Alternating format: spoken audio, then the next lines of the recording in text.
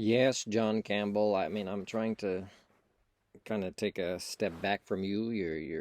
You haven't responded to me. You're not ready for the conversations that I want to have with you, and then pass on to your audiences. Like I see you start to criticize a bit more, the politicians.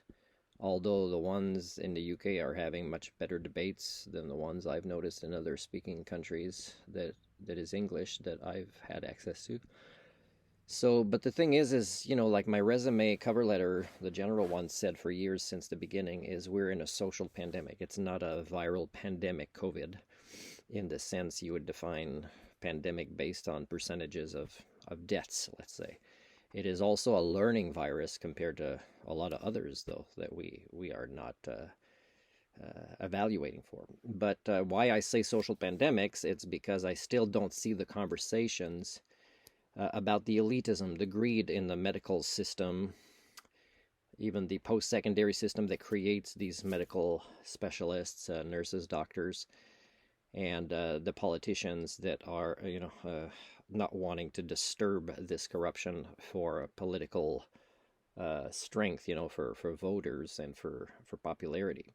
So these are social pandemics, okay? And you're also not talking, John, about excess deaths that are caused by just people unconsciously knowing we are in an upcoming crash.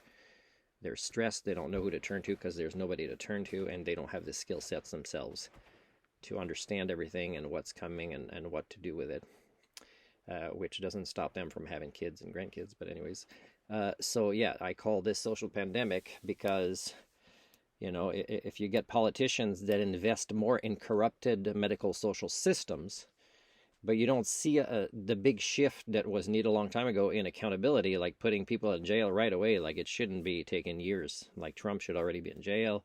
There's many investigations and inquiries that should have happened right away.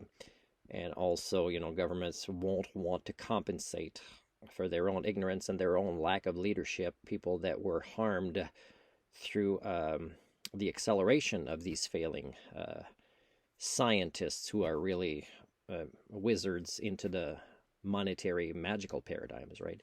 More than the scientific paradigms, more than altruistic behaviors that our species was more capable of in the past. So, John, you're operating under the wrong sociological paradigms of your own species, which is why you're always very late in figuring things out. And even if you do, there's a limit of how much you'll talk about it on your YouTube channel because you keep making sure that you're not breaking any rules. It's almost like it's a sarcastic bitterness you have. I mean, it's still better than you were before, but it's still not as good as you could be if you had collaborations with people like me about how to frame your communication in different ways.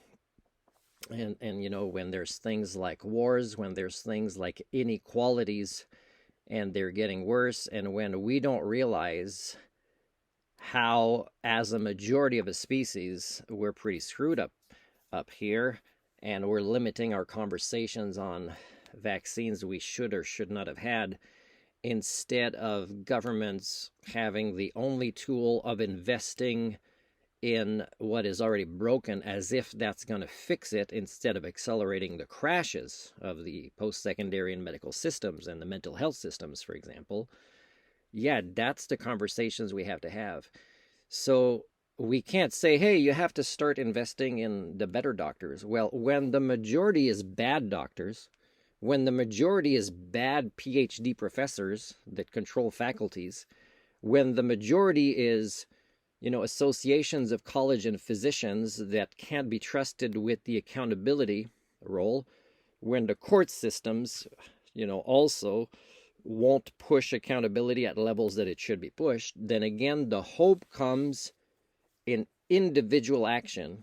Yeah, we can talk about some civil disobedience without violence, but mostly it's about people learning to live healthier lives and learning to educate themselves in the right ways, John.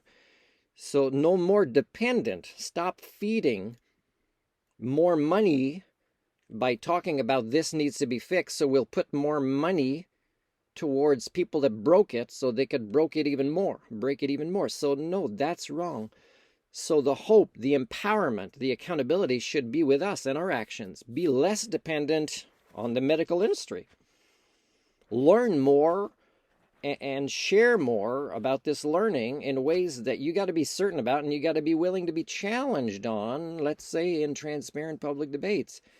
These systems don't require to be controlled by the government. They need to be controlled by individuals and who they decide to associate themselves with in small groups that have predetermined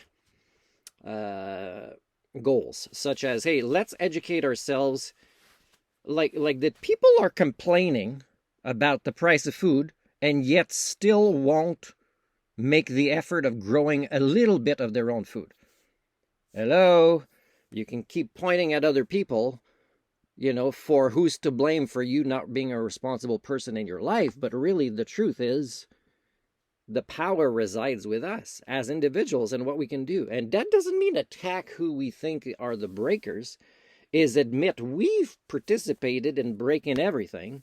And the best I could do in the time left in my life is become part of the solution by focusing on how I live my own life. And then it will manifest outwards. It's not about attacking outwards. So, John, when you're ready to have these kind of conversations with me, because I got to say I've lost some respect for you over the last month or two, although you're still providing useful information to people, you have not...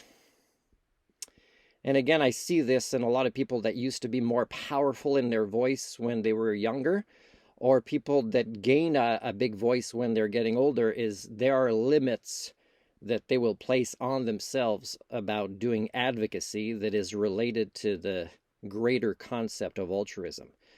Like there are people you could ally yourselves with, John, if not me, that will help you in a support network of people who kind of want to encourage others on how to do what I described and teach them and have guest speakers that say, well, this is how, you could grow your own food. This is how you can learn about what is healthy for you. Let's say when it comes to digestion of different foods, which is very different for different people.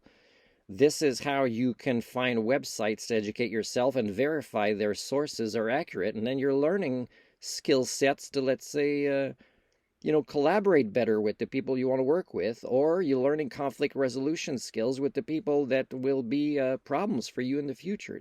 That's what I was hoping you'd already be talking about at this point, John, but I'm afraid you are not.